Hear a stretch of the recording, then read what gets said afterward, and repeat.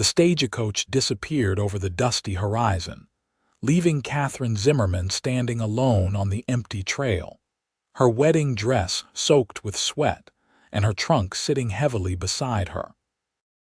Tears of frustration stung her eyes as she watched her last hope vanish into the shimmering heat waves of the Arizona Territory. 1882. Katherine wiped her brow with a lace handkerchief that had once belonged to her mother. The delicate fabric seemed absurdly out of place in this harsh landscape of red rock and scrub brush.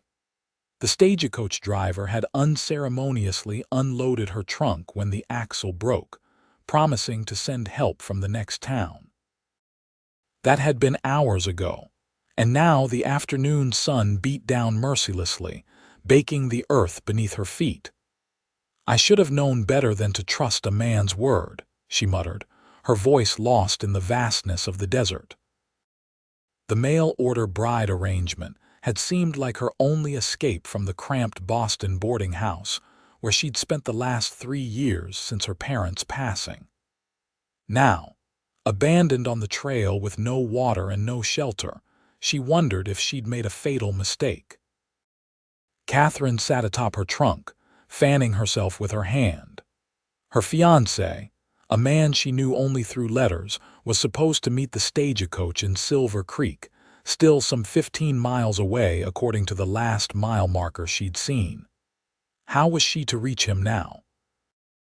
Or perhaps this was a sign that she should turn back, though there was nothing to return to. The sound of hoofbeats broke through her desperate thoughts. Katherine squinted against the sun, making out the silhouette of a rider approaching from the west. Relief and caution battled within her as the figure drew closer.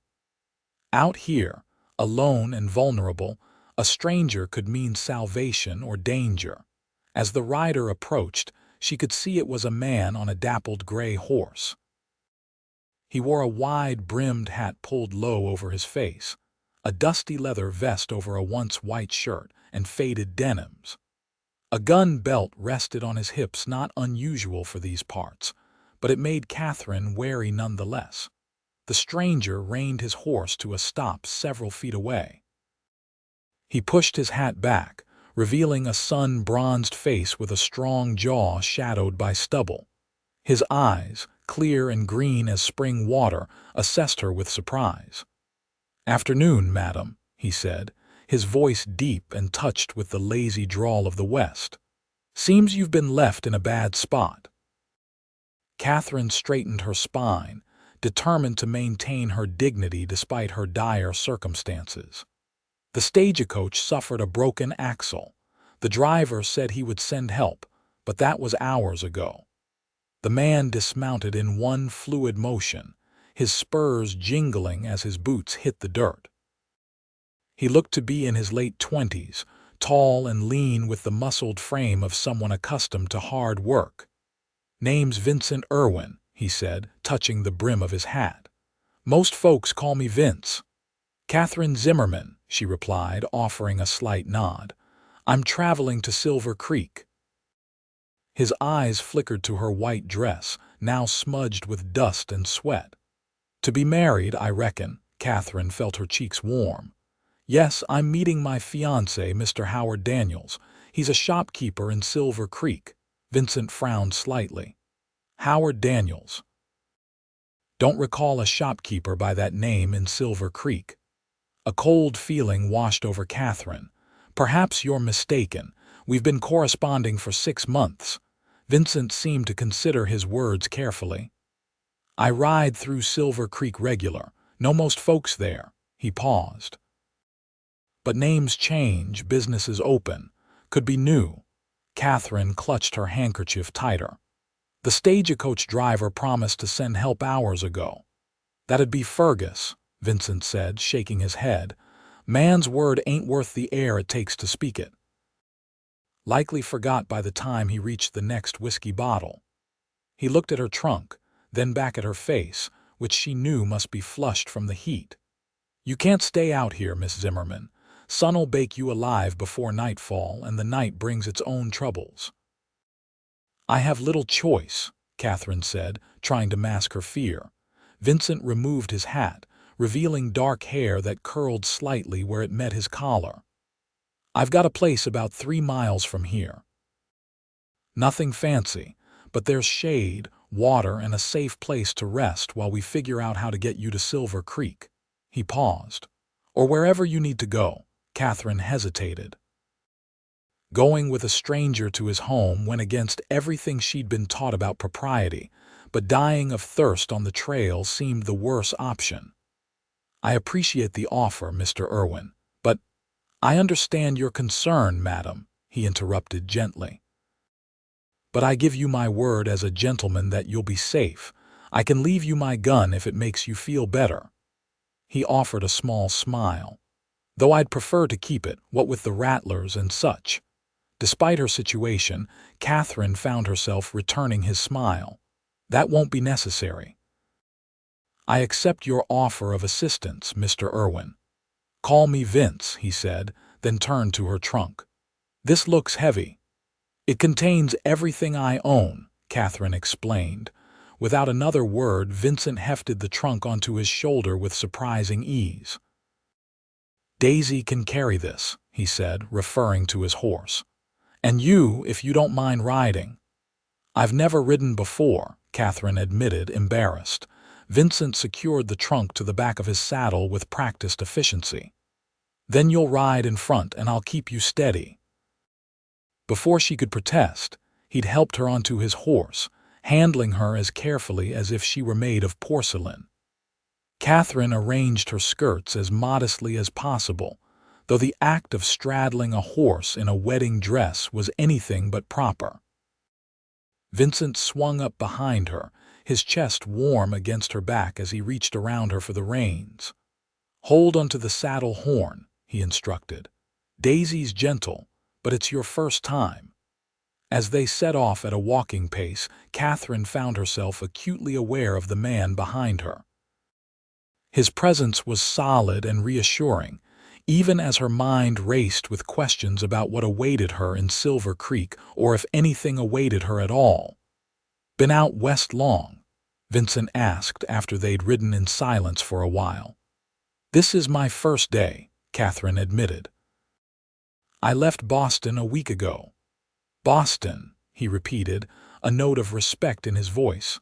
"That's a mighty long way to travel for a marriage."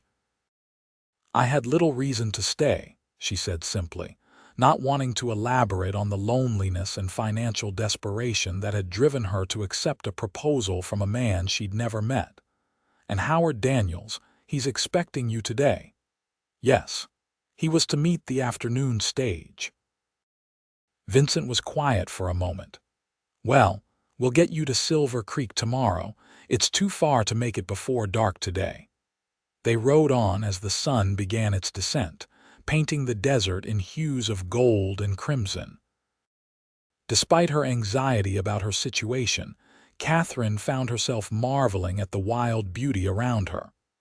Boston's crowded streets and gray buildings seemed a world away from this vast, untamed landscape. "It's beautiful," she murmured, almost to herself. "Most folks just see the hardship," Vincent replied. "Nice to hear someone appreciate the beauty." As they crested a small rise, a modest homestead came into view. A single-story cabin stood beside a small corral where 2 horses grazed. A creek glimmered in the late afternoon light, lined with cottonwood trees that provided blessed shade. Behind the cabin rose the red rock formations that characterized the territory, standing like ancient sentinels against the sky. "It's not much," Vincent said, "but it's home." "It's lovely," Katherine replied honestly. After the heat and dust of the trail, the little ranch looked like paradise. They dismounted in front of the cabin. Vincent helped her down, his hands strong and sure at her waist. For a moment, they stood close enough that Katherine could smell the leather and sage scent of him before she stepped back, smoothing her wrinkled dress. "Let me see to Daisy and your trunk," Vincent said. "Make yourself at home." The cabin was simple but clean. A main room served as both kitchen and living area, with a stone fireplace along one wall. A curtained doorway presumably led to a bedroom. Everything was neat and functional, though unmistakably a bachelor's quarters.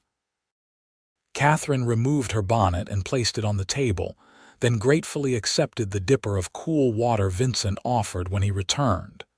She drank deeply, only now realizing how parched she'd become. "Thank you," she said, returning the dipper. "You've been very kind, Mr. Irwin Vince." He nodded, suddenly looking a bit uncomfortable in his own home. "I'll fix us something to eat," he said, moving to the kitchen area. "You must be hungry after your ordeal." As Vincent busied himself preparing a simple meal of beans, bacon, and cornbread, Katherine found herself studying him. There was an ease to his movements, a quiet confidence that spoke of a man comfortable in his own skin. He was nothing like the refined gentleman of Boston, yet there was something undeniably appealing about his straightforward manner. "How long have you lived here?" she asked as he worked. "Going on 5 years now," he replied. "Came out from Missouri after the war, worked cattle drives for a while, saved up enough for this place." He gestured with a wooden spoon. "It ain't much, but the water's good and the grazing's decent for the horses I raise." "You're a horse breeder?" "On a small scale. I break and train them mostly. Do some work as a trail guide for folks passing through. Bit of hunting and trapping in winter." He shrugged. "Make do." They ate at the small table by the window, the fading light casting long shadows across the room. The food was simple but satisfying, and Katherine realized she hadn't eaten since morning. "Tomorrow I'll take you to Silver Creek," Vincent said as they finished their meal. "We can ask around about your Mr. Daniels." Katherine nodded, though a seed of doubt had taken root in her mind. What if Howard Daniels wasn't there? Or worse, what if he didn't exist at all? "I've given you something to worry about," Vincent observed, his green eyes studying her face. "I'm sorry for that." "No, it's better to be prepared," Katherine said. "I came west with my eyes open, Mr. Irwin." "I knew there were risks." "Brave woman," he commented. "You can take the bedroom tonight. I'll bunk out here." "I couldn't possibly displace you, wouldn't be proper otherwise," he interrupted firmly. "My ma raised me better than that." Katherine smiled gratefully. "Thank you." Later, as she lay in Vincent's bed, surrounded by the unfamiliar scents of leather and pine, Katherine stared at the ceiling, listening to the night sounds of the desert. Coyotes called in the distance, their eerie songs floating on the cool night air. She thought of Howard Daniels, the man whose letters had given her hope when she had none, whose promises had brought her across a continent. And she thought of Vincent Irwin, a stranger who had appeared when she needed him most, whose quiet strength and kindness had provided safe harbor. Sleep eventually claimed her, but her dreams were troubled, filled with faceless men and endless, dusty trails. Morning arrived with golden light streaming through the cabin's small window. Katherine woke disoriented, momentarily forgetting where she was until the events of the previous day came rushing back. She quickly dressed in her second-best dress, relieved to change out of her wedding gown, which she carefully folded and placed in her trunk. When she emerged from the bedroom, she found Vincent already up, tending to a fire in the cook stove. The smell of coffee filled the cabin. "Morning," he said, glancing up at her. "Sleep well." "Better than I expected," she replied honestly. "Thank you again for your hospitality." He nodded, pouring coffee into 2 tin cups. "Thought we'd head to Silver Creek after breakfast. It's about a 2-hour ride." Katherine accepted the coffee, warming her hands around the cup. "I admit, I'm nervous about what we might find or not find." Vincent studied her over the rim of his cup. "Whatever happens, you won't be left stranded again. I promise you that." His simple declaration eased some of her anxiety. They ate a breakfast of biscuits and honey, then prepared for the journey to Silver Creek. Katherine wore her blue traveling dress, the most practical garment she owned for riding. Vincent helped her mount Daisy, then secured her trunk once more before swinging up behind her. The morning was pleasantly cool as they rode east, following a well-worn trail through the desert landscape. Katherine found herself less tense in Vincent's presence today, even leaning back slightly against his chest when the terrain grew rough. "Tell me about Silver Creek," she said as they rode. "What kind of place is it?" "Small but growing," Vincent replied. "Got a general store, a saloon, blacksmith, small hotel, mostly ranchers and miners in the area. Some good folks, some not so good, like anywhere, I suppose. And no shopkeeper named Howard Daniels that you recall." Vincent hesitated. "There's a general store run by a fellow named Ferguson. Livery owned by the Wilkins brothers. Could be your Mr. Daniels is new in town, planning to open a shop with you as his bride." Katherine nodded, trying to hold on to hope. They rode in comfortable silence for a while, the rhythm of the horse's gait almost hypnotic. Katherine found herself noticing small details of the landscape, a hawk soaring overhead, the delicate purple flowers that somehow thrived among the rocks, the changing colors of the distant mesas as the sun rose higher. "It grows on you," Vincent said, as if reading her thoughts. "This country looks harsh at first glance, but there's life everywhere if you know how to see it." "It's so different from Boston," Katherine replied. "Everything there is crowded, confined. Here there's so much space." "That's what drew me," Vincent admitted. "After the war, couldn't stand being hemmed in. Needed sky overhead and room to breathe." Katherine thought about that. She'd felt confined too, but in different ways, by poverty, by society's limited options for a woman alone, by grief. As they crested a hill, Silver Creek came into view below them. It was indeed a small town, just a handful of buildings lining a single main street, with scattered houses and small ranches dotting the surrounding area. A creek, presumably the town's namesake, wound through the settlement, lined with silver-leafed cottonwoods. "Not much to look at," Vincent said, "but it serves its purpose." They rode down the hill and into town, drawing curious glances from the few people on the street. Katherine felt suddenly self-conscious, aware of what they must look like: a woman in a travel-worn dress riding double with a cowboy, a trunk strapped behind them. Vincent reined Daisy to a stop in front of a building with a sign reading Silver Creek Hotel and Restaurant. He dismounted first, then reached up to help Katherine down. Her legs felt stiff and sore from the ride. "Thought we'd start here," Vincent explained. "If your Mr. Daniels is in town, Samuel at the hotel would know. He keeps track of everyone coming and going."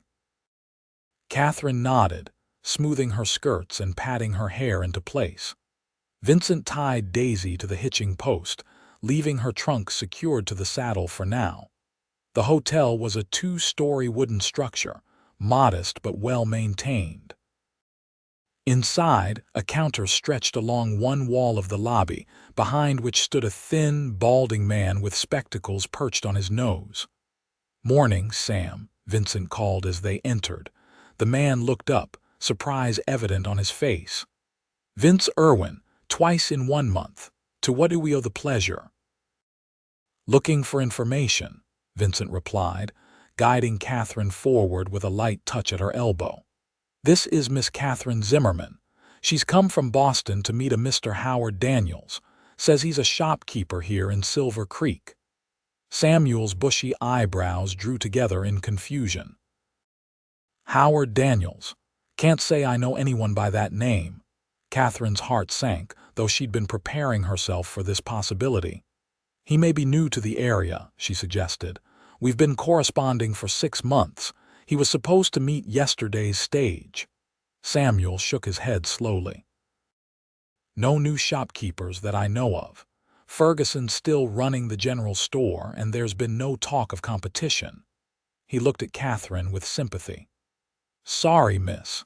No Howard Daniels has passed through Silver Creek, at least not in the 3 years I've been here. Katherine felt Vincent's hand at her elbow again, steadying her. Maybe there's been some confusion about the town, she said, her voice sounding distant to her own ears. Perhaps he meant Silver City, or… Silver City's 200 miles south, Samuel said gently. Is there a telegraph office? Vincent asked.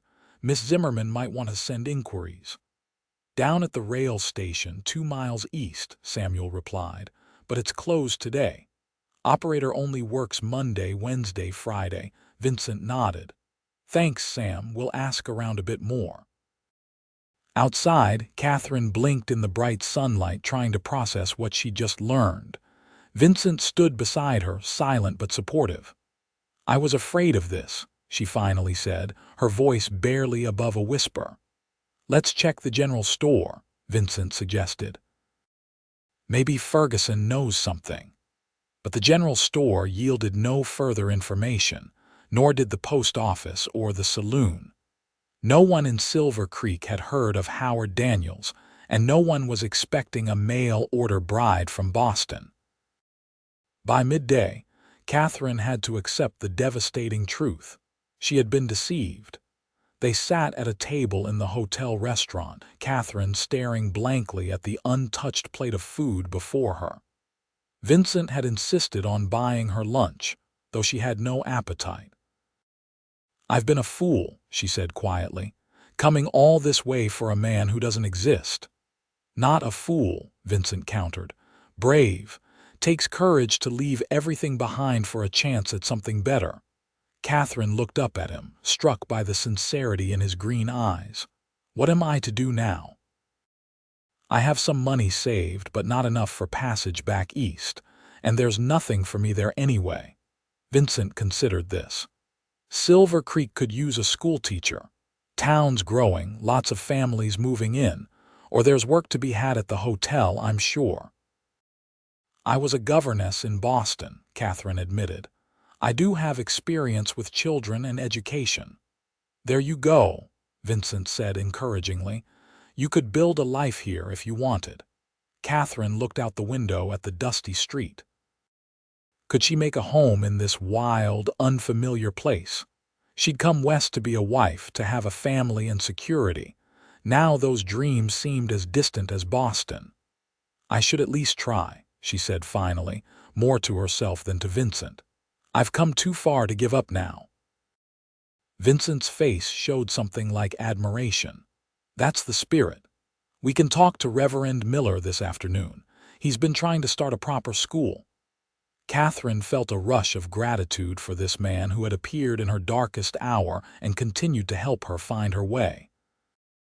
Why are you doing all this for me, Vince? You don't even know me. He looked slightly uncomfortable with the question. Out here we help each other. It's how we survive. He paused.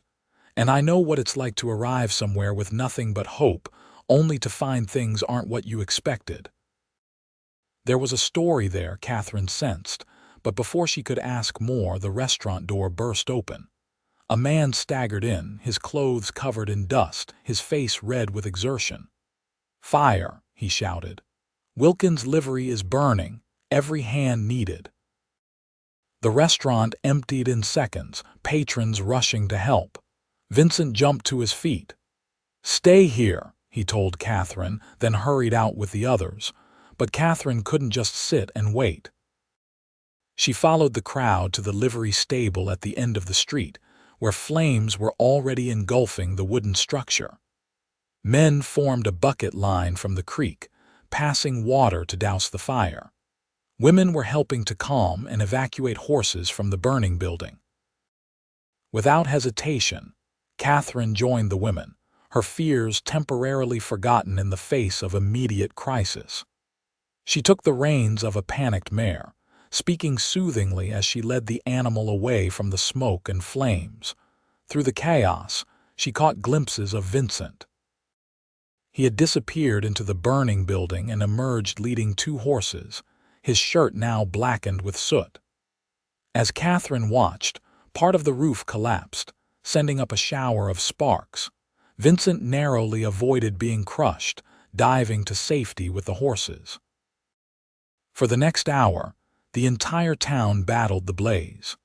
By the time it was finally brought under control, the livery stable was largely destroyed, though thankfully all the horses had been saved, and the fire hadn't spread to neighboring buildings. Katherine found Vincent sitting on a water trough, coughing and wiping soot from his face. His left arm had an angry red burn and his clothes were singed. "You're hurt," she said, kneeling beside him. "It's nothing," he replied, though he winced when she gently touched his arm. "Let me help," Katherine insisted.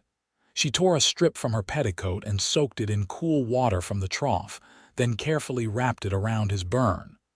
"That was incredibly brave, going back in for those horses."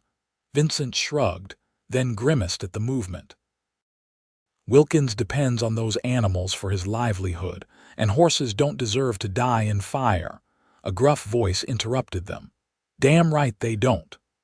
A stocky man with a thick mustache approached, his face streaked with soot.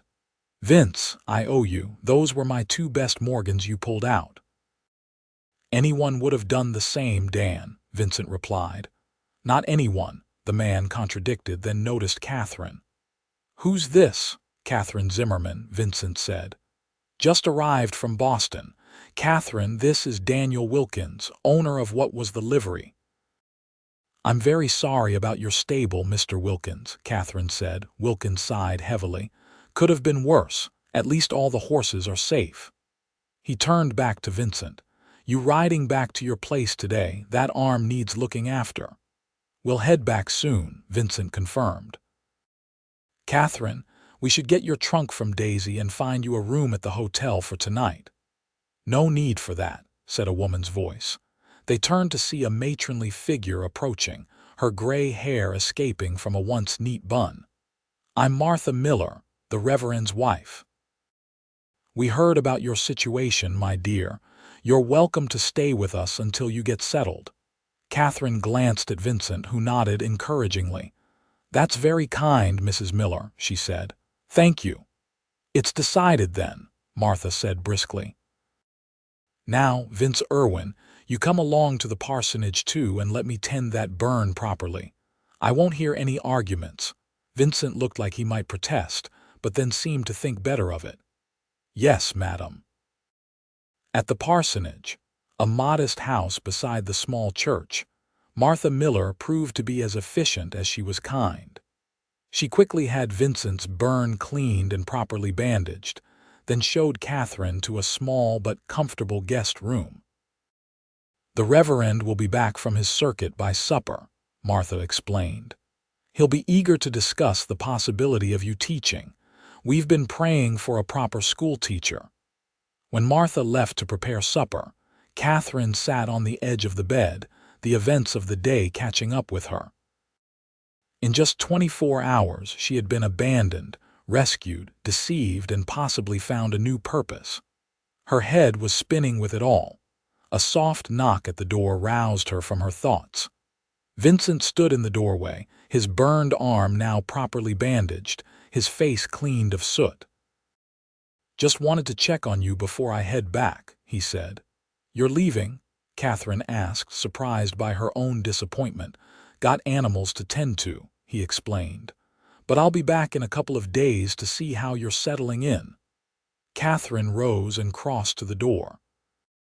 "I don't know how to thank you, Vince. You've done so much, no need for thanks," he interrupted gently. "You'd have managed without me."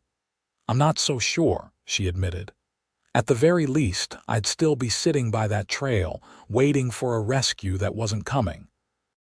Vincent's expression softened. "You're tougher than you know, Katherine Zimmerman. You'll do fine here." He turned to go, but Katherine impulsively reached out and touched his arm, his uninjured one. "Please be careful on the ride home." He looked surprised, then touched the brim of his hat. "Yes, madam. I'll see you in a couple of days." After he'd gone, Katherine stood at the window, watching as he mounted Daisy and rode out of town. She felt strangely bereft, as if something important was riding away with him. Later that evening, she met Reverend Thomas Miller, a kind-faced man with a booming voice that belied his slight frame. Over a simple but delicious supper, they discussed the possibility of Katherine becoming Silver Creek's teacher. "We've converted part of the church into a schoolroom," the Reverend explained enthusiastically. "There are about 15 children of school age in town and from the surrounding farms. Parents have been teaching them at home, but what they need is proper education." "I would be happy to help," Katherine said sincerely. "I taught children in Boston for 3 years." "Wonderful," Martha beamed. "And we can offer you room and board here until you get established. The town council has approved a small salary for a teacher, nothing extravagant but enough to live on." "That's very generous," Katherine said, touched by their kindness to a stranger. "Not at all," the Reverend replied. "You're an answer to prayer, Miss Zimmerman. We've been asking the Lord to send us a teacher, and here you are." That night, alone in the guest room, Katherine reflected on the strange turn her life had taken.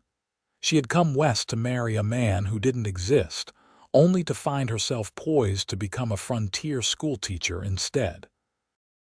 It wasn't the future she had imagined, but perhaps it was the future she needed. And then there was Vincent Irwin, the quiet cowboy who had rescued her and asked nothing in return. She found herself thinking of his green eyes, his gentle hands, the way he'd risked his life to save those horses. There was something about him that called to her, something steady and true. The next few days passed in a blur of activity. Katherine met with parents, assessed the schoolroom, and created plans for lessons. The townspeople welcomed her warmly, seeming to accept without question that she had come to be their teacher, not a mail-order bride whose groom had failed to materialize. Martha Miller proved to be a font of local knowledge, filling Katherine in on the town's history and residents. She learned that Silver Creek had been founded just 10 years earlier, growing slowly but steadily as ranchers and miners settled the area. The railroad's arrival 2 years ago had brought new prosperity and population. And what about Vincent Irwin? Katherine asked casually as they prepared vegetables for supper on her 3rd day in town. "He seems well respected here." Martha's eyes twinkled knowingly. "Vince is one of the good ones, keeps to himself mostly, but always ready to help when needed. Came here about 5 years ago, bought that little place by Eagle Creek, raises some of the finest horses in the territory." "Has he always been alone?" The question slipped out before Katherine could stop it. Martha's expression softened. "There was a young lady once, about 3 years back. Daughter of a rancher from up north. They were to be married, but she changed her mind at the last minute. Decided she couldn't bear the isolation, wanted city life instead." She shook her head sadly. "Broke his heart, I think, though he never speaks of it." Katherine absorbed this information, understanding better now why Vincent had been so quick to help her. He knew what it was to be abandoned, to have plans and hopes dashed. "He said he'd return today or tomorrow," Katherine said, trying to sound casual. "I expect he will," Martha replied with a small smile. "Vince Irwin is a man of his word." True to Martha's prediction, Vincent rode into town the following afternoon. Katherine was just dismissing the children after her first informal meeting with them when she saw him tying Daisy to the hitching post outside the church. Her heart gave an unexpected leap at the sight of him. "Miss Zimmerman," called one of the children, a freckle-faced boy of about 10. "Is that your husband come to fetch you?" "No, Tommy," Katherine replied, feeling her cheeks warm. "That's just a friend." The children ran off, giggling as Vincent approached. He'd cleaned up for his visit to town, she noticed. His dark hair was neatly combed, his shirt fresh, his face cleanly shaved. The effect was striking. "I see you've met your students," he said by way of greeting. "Yes, they seem like wonderful children," Katherine replied, "eager to learn. And you, how are you settling in?" "Everyone has been incredibly kind," she said. "The Millers especially. I start formal lessons on Monday." Vincent nodded, looking pleased. "I knew you'd land on your feet." They walked together toward the parsonage, falling into step easily. "How is your arm?" Katherine asked. "Healing fine," he replied, flexing it to demonstrate. "Martha's remedies work wonders." At the parsonage, Martha insisted Vincent stay for supper, an invitation he accepted after only token resistance. The meal was pleasant, filled with conversation about the town, the coming harvest festival, and Katherine's plans for the school. After supper, Reverend Miller excused himself to work on his sermon, and Martha busied herself with mending, leaving Katherine and Vincent alone on the small front porch. The evening was mild, the sky painted in spectacular shades of orange and pink as the sun set behind the western mountains. "It's beautiful here," Katherine said softly, "so different from what I expected, yet somehow." "Feels right," Vincent suggested when she trailed off. She nodded. "Yes, exactly. As if this is where I was meant to be all along." "Maybe it is," he said simply. They sat in comfortable silence for a while, watching the colors deepen in the sky. Finally, Vincent spoke again. "I have something to confess." Katherine turned to look at him, curious. "I knew there was no Howard Daniels in Silver Creek when I found you on that trail," he admitted. "I didn't want to tell you right away, thought it would be too much of a shock when you were already stranded." Katherine considered this. "You were probably right. I might have fallen apart completely." She paused. "Thank you for your kindness, Vince. Not just for rescuing me, but for helping me find my footing here." "You've done that yourself," he countered. "I just gave you a ride into town." "You gave me much more than that," Katherine said softly. "You gave me hope when I had none." Their eyes met, and something unspoken passed between them. Vincent looked away first, clearing his throat. "I should be getting back. It's a long ride in the dark." "Must you go tonight?" Katherine asked. "Couldn't you stay in town?" "Horses need tending," he explained. "And I'm more comfortable under my own roof." Katherine nodded, understanding but disappointed. "When will I see you again?" The question seemed to surprise him. "I come into town every week or so for supplies. I'll stop by." "I'd like that," she said simply. Vincent stood, his tall frame silhouetted against the darkening sky. "Good night, Katherine." "Good night, Vince. Ride safely." She watched him mount Daisy and ride away, wondering why his departure left such an emptiness in its wake. They barely knew each other, yet there was a connection between them that she couldn't deny. The next few weeks passed quickly as Katherine established herself as Silver Creek's teacher. The children were responsive and eager, though their education levels varied widely. She found herself challenged and fulfilled by the work, grateful for the purpose it gave her days. True to his word, Vincent came to town regularly, always making time to visit Katherine. Sometimes they walked together through town or sat on the church steps talking. Once he brought her a bouquet of wildflowers that grew near his creek. Another time, he arrived with a beautifully carved wooden box for her desk. "Did you make this?" she asked, running her fingers over the smooth wood and intricate pattern of leaves. "Winter evenings get long," he said with a shrug. "Took up carving to pass the time." With each visit, Katherine found herself more drawn to this quiet, thoughtful man. His steady presence was a balm to her spirit, his dry humor making her laugh, his insights making her think. When he was gone, she found herself counting the days until his return. Martha Miller observed their growing friendship with obvious approval. "Vince Irwin has smiled more in the past month than in all the years I've known him," she commented one evening as she and Katherine washed dishes. "We're just friends," Katherine protested, though her heart beat faster at Martha's implication. "Of course, dear," Martha replied, not bothering to hide her smile. As summer gave way to fall, the territory painted itself in new colors. Katherine had never seen anything like the Arizona autumn, with its clear, crisp days and the cottonwoods along the creek turning brilliant gold. The children brought her treasures, interesting rocks, a perfect leaf, once even a horned toad that caused quite a commotion among the girls.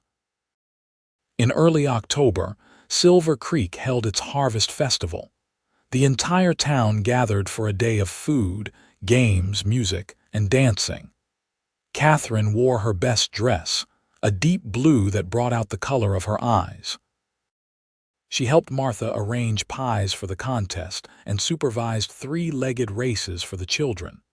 Vincent arrived mid-morning, looking somewhat uncomfortable in his town clothes, a clean black shirt, vest, and his least worn denims. His dark hair was slicked back and he'd trimmed his stubble. The effect was striking, and Katherine wasn't the only woman who noticed. "Miss Zimmerman," he greeted her formally, tipping his hat. "Fine day for a festival." "Indeed it is, Mr. Irwin," she replied with equal formality, though her smile betrayed her pleasure at seeing him. "Will you be staying for the dancing this evening?" Something flickered in his green eyes. "Hadn't planned on it, not much for dancing." "Oh," Katherine couldn't quite hide her disappointment. "Well, there's plenty else to enjoy." They walked together through the festival, stopping to watch children's games and admire handicrafts. Vincent won a shooting contest, hitting 5 targets in rapid succession, and gave the prize a jar of honey to Katherine. "Sweet things for a sweet lady," he said, then looked embarrassed at his own words. As afternoon turned to evening, tables were pushed aside in the town hall to create space for dancing. A trio of musicians, fiddle, guitar, and harmonica, set up in the corner. Lanterns were lit, casting a warm glow over the gathering. Katherine sat with Martha, watching as couples took to the floor for the first dance. She tried not to look for Vincent, certain he had already left for home as he'd indicated. "May I have this dance?" She looked up, startled to find Vincent standing before her, hand extended. He looked nervous, his usual confidence nowhere to be seen. "I thought you weren't staying," she said, unable to keep the pleasure from her voice. "Changed my mind," he replied simply. Katherine placed her hand in his and allowed him to lead her onto the floor. The musicians were playing a waltz, and Vincent's hand was warm at her waist as he guided her into the dance. "I should warn you, I haven't danced in years," he said quietly. "You're doing fine," she assured him, though in truth, his movements were a bit stiff. It didn't matter. The simple fact that he had stayed, that he had asked her to dance, filled her with a happiness that made grace irrelevant. They danced 2 more dances before stepping outside for air. The night was cool, stars blanketing the sky in a display that still took Katherine's breath away. They walked a little way from the hall, the music and laughter fading behind them. "Thank you for staying," Katherine said when they paused beneath a large cottonwood tree. "It means a lot to me." Vincent looked down at her, his expression serious in the moonlight. "Katherine, there's something I need to say." Her heart quickened. "Yes," he took a deep breath. "These past weeks, getting to know you, it's been the best time I can remember. You're not like anyone I've ever met. Smart, brave, kind." He trailed off, seeming to struggle for words. "Vince," she said softly, encouraging him. "What I'm trying to say is I care for you, more than I should, maybe." He looked away. "I know you came here to be a bride and ended up a schoolteacher instead. I know my place isn't much, and I'm just a simple horse breeder. But if you could ever see your way to—" Katherine didn't let him finish. Rising on tiptoe, she pressed her lips to his in a kiss that surprised them both with its boldness. After a moment of shock, Vincent's arms went around her, drawing her closer as he returned the kiss with gentle passion. When they finally drew apart, both a little breathless, Vincent rested his forehead against hers. "Does that mean yes?" he asked, a smile in his voice. "Yes to what?" Katherine teased. "You haven't actually asked me anything." Vincent laughed softly, then grew serious again. Taking both her hands in his, he looked into her eyes. "Katherine Zimmerman, would you do me the honor of becoming my wife? Not because you need a husband or I need a wife, but because I love you and can't imagine my life without you in it." Tears of happiness sprang to Katherine's eyes. "Yes," she whispered. "Yes, with all my heart." They returned to the dance, their news spreading quickly through the small community. There were congratulations and well wishes from all sides. Martha Miller wiped away tears, declaring she'd known all along they were perfect for each other. Even the children seemed pleased when they heard their teacher would be marrying the horse breeder, who sometimes brought them peppermint sticks from his trips to the larger towns. The wedding took place in early November, a simple ceremony in the Silver Creek Church with Reverend Miller officiating. Katherine wore her wedding dress, the same one she'd been wearing when Vincent found her on the trail, now carefully cleaned and altered. Vincent wore a new suit ordered from Tucson, looking handsome but uncomfortable in the formal attire. After the ceremony and a celebration at the town hall, Vincent helped Katherine into the wagon he'd borrowed for the occasion. Her trunk, the same one he'd carried when he first rescued her, was loaded in the back, along with wedding gifts from the townspeople. "Ready to go home, Mrs. Irwin?" he asked, his eyes filled with love and promise. "I've been ready since the day you found me," Katherine replied, her heart full to bursting. As they drove away from Silver Creek toward Vincent's ranch, their ranch now, Katherine thought about the strange twists of fate that had brought her here. The deception that had led her west, the broken axle that had left her stranded, the cowboy who had carried her trunk and led her home. What had seemed like disaster had led to her greatest happiness. She had come west seeking a husband and found not only that, but a home, a purpose, and a love deeper than she had ever imagined possible. The sun was setting as they crested the hill overlooking the ranch. The cabin looked different now. There were curtains in the windows that Katherine had sewn, a new corral Vincent had built for his expanding horse business, flowers planted along the path to the door. It wasn't grand, but it was theirs, and to Katherine, it was perfect. Vincent helped her down from the wagon, then surprised her by sweeping her into his arms. "Tradition says I should carry you over the threshold," he said with a smile. "I believe that's right," Katherine agreed, wrapping her arms around his neck. As he carried her toward their home, Katherine remembered that day on the trail when all had seemed lost. How different things might have been if Vincent hadn't come along, if he hadn't offered his help, if he hadn't carried her trunk and led her home. "What are you thinking?" Vincent asked as he paused at the doorway.